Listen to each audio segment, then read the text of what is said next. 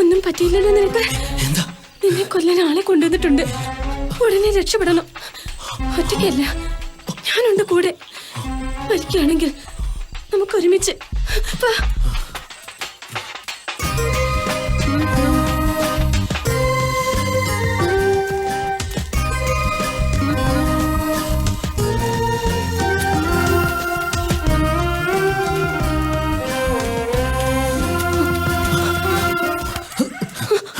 ഈ നേരത്തെ നിങ്ങൾ എങ്ങോട്ടാ? ഞങ്ങളെ രക്ഷിക്കണം. രണ്ടാളും കൂടി ഒളിച്ചോടുകയാണോ? അനിയൻ നമ്പൂതിരിയെ നിഷേധിച്ച് സമാധാനത്തോടെ ജീവിക്കാൻ പറ്റുമോ രണ്ടുപേർക്കും? ജീവിക്കണം നമുക്ക്. ഈ കഴുത്തിലൊരു താലി കെട്ടിക്കൂടെ? ഇനിയെങ്കിലും ജീവിക്കാൻ അനുവദിക്കാത്ത ഇവറ്റകൾക്ക് കാണിച്ചു കൊടുക്കണം. അതിനു വേണ്ടിയെങ്കിലും. ജീവിക്കാനാണെങ്കിലും മരിക്കാനാണെങ്കിലും നമ്മൾ ഒരുമിച്ച. ഞാനാ പറയുന്നേ. ഈ തീരുമാനം ഉറച്ചതാണോ? അതെ. ഈ നരകത്തിൽ നിന്ന് ഇനിയെങ്കിലും ഒരു ജീവിതം കൊടുക്കാലോ അവർക്ക്. നന്നായി. ഇപ്പോഴെങ്കിലും ഒരു ആൺകുട്ടി ഉണ്ടായല്ലോ ഈ നാട്ടില്.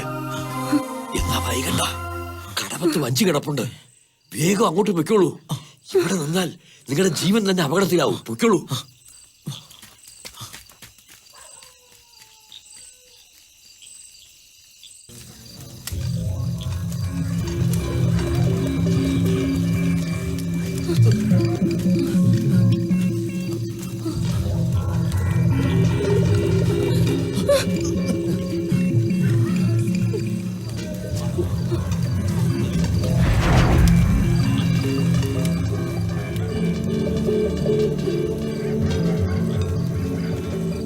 എന്താ നിങ്ങൾക്ക് വേണ്ടത്?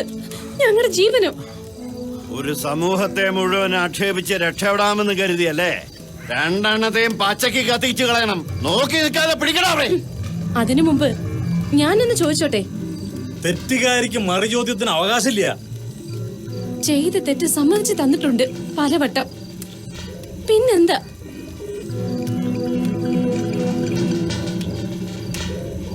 ഞാൻ ഒരാളെ സ്നേഹിച്ചു.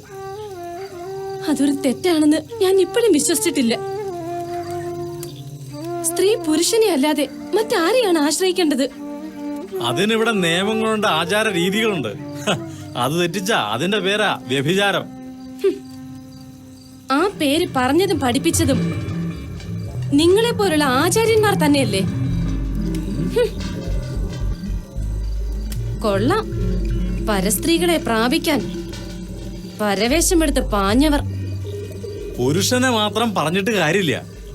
ഇതുപോലുള്ളവരെ ഈശ്വരൻ സൃഷ്ടിച്ചാൽ പിന്നെ എങ്ങനെ പ്രലോഭിക്കാതിരിക്കും? ഇവളോട് തർക്കിച്ച് നിൽക്കാതെ പിടിച്ചു കെട്ടി തീ കൊളുത്തടാ രണ്ടിനെയും. കേൾക്കണം. ഇനി എല്ലാവരും കേൾക്കണം. സ്ത്രീ വിധവയാകുന്നത് അവളുടെ കുറ്റം കൊണ്ടല്ല. എന്നിട്ടും നികൃഷ്ടമായ ആചാര രീതികൾ അടിച്ചേൽപ്പിക്കുന്നു. ഒരായുസ് മുഴുവൻ വിധവ വേദന തിന്ന് ജീവിക്കുന്നു.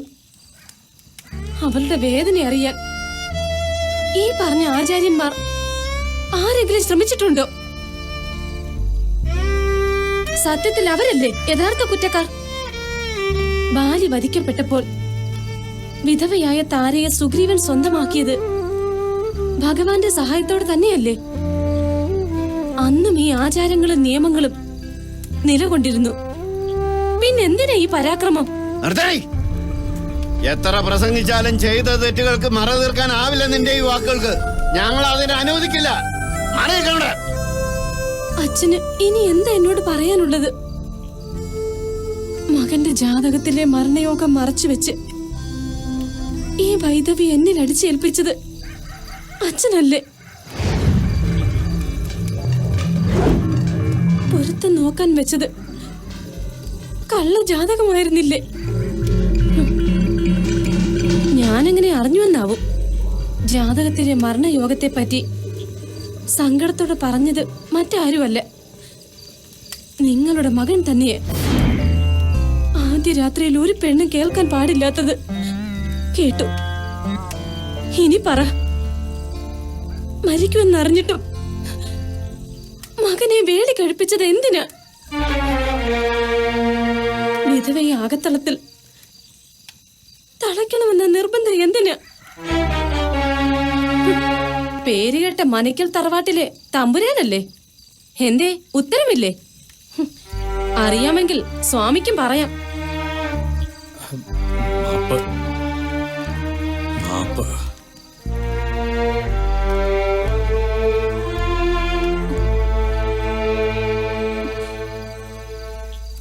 എന്തിനാ നമ്പൂരി?